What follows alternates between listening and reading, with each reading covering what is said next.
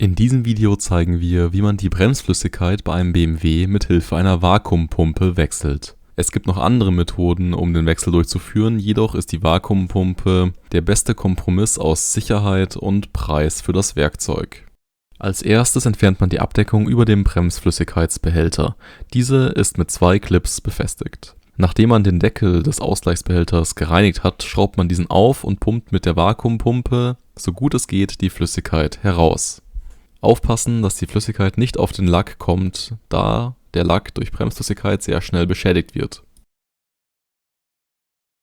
Wenn die Flüssigkeit so gut es geht entfernt worden ist, füllt man den Behälter mit neuer Bremsflüssigkeit bis zum Rand auf. Man beginnt den Wechselvorgang mit dem Bremssattel, der am weitesten entfernt vom Ausgleichsbehälter ist, und arbeitet sich dann an die näher gelegenen. Im Fall vom E90, also erst hinten rechts, dann hinten links, dann vorne rechts, dann vorne links.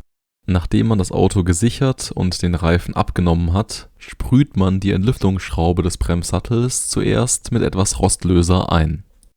Um eventuell festsitzende Entlüftungsschrauben mit möglichst wenig Risiko zu lösen, würde ich sie zuerst mit einem Steckschlüssel anlösen.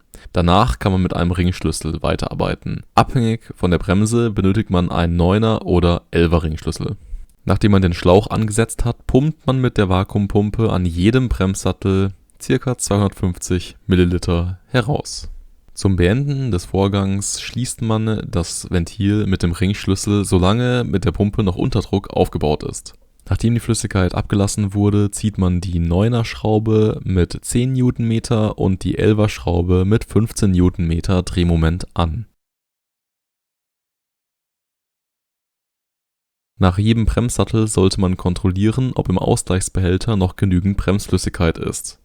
Der Bremsflüssigkeitsbehälter darf auf keinen Fall leer werden.